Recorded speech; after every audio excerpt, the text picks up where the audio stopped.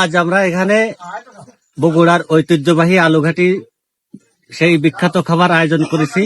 এখানে গ্রামবাসী সবাই মিলে, সাথে সাথে আমাদের উদ্যোগে প্রধান উদ্যোক্তা সোহেল ফকির, আমাদের বাবুর্চি আকিল উদ্দিন ফকির এবং ইব্রাহিম হোসেন, আমরা সবাই মিলে এখানে অত্যন্ত সুস্বাদু একটা খাবারের আয়োজন করেছি, যা গ্রামের সবাই মিলে খাওয়া দাওয়া করেছি। প্রায় দুপুর থেকে রান্না বান্না হচ্ছে আর রাত 10টা পর্যন্ত খাওয়া দাওয়া চলবে।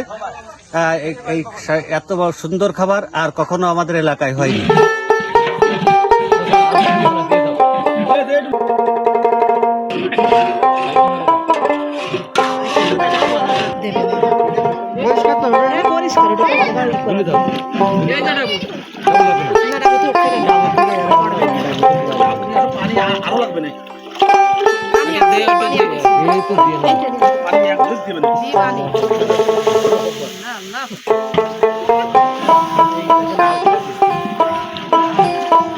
এবার লাগবে ফিরোজ রে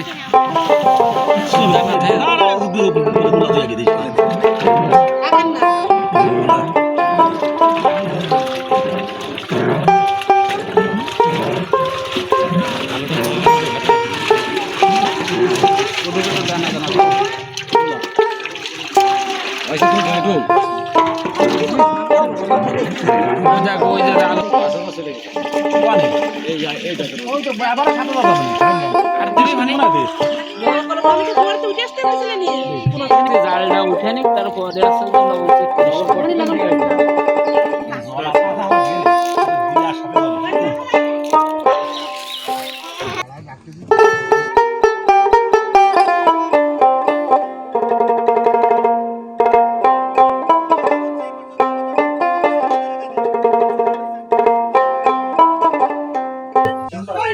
আমি ভাত পরিবেশন করছি।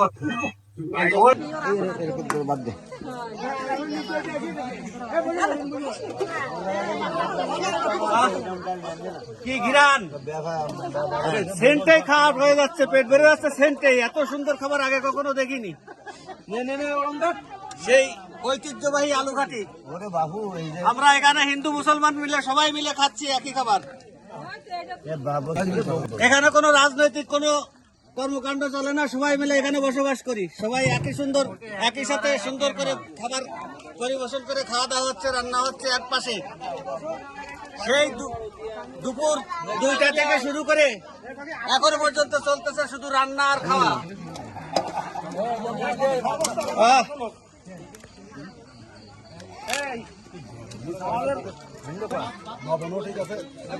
নবন মারি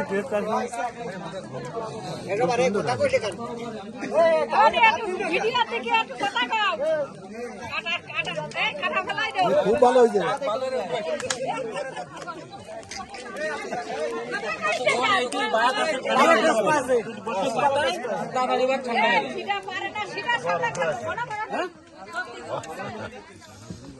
তোরা তো আরে কলার পাতা লাগে তাড়াতাড়ি গরম হয়ে যাবে। ডাল দে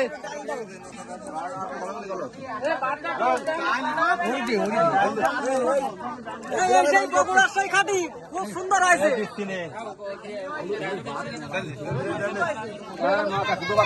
হ্যাঁ, খুব টেস্ট হয়েছে। ফিরে কথা কয়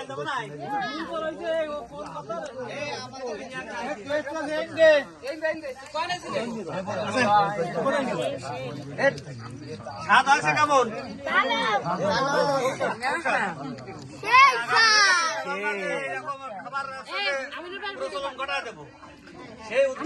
কেমন হয়েছে কাকু? খুব সুন্দর।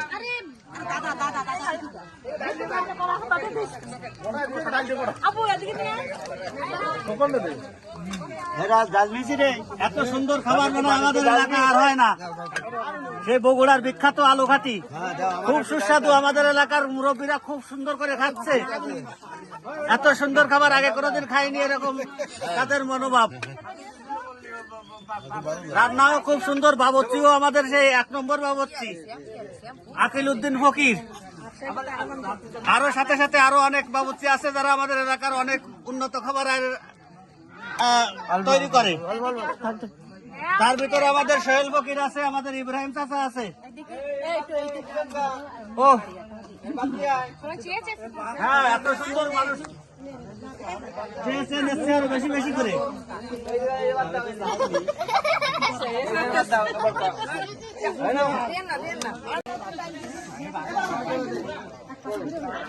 টেস্ট আছে কিরাম সালাদ লাগবে দোকানে সামনে কম কাছে নিতে বলো তো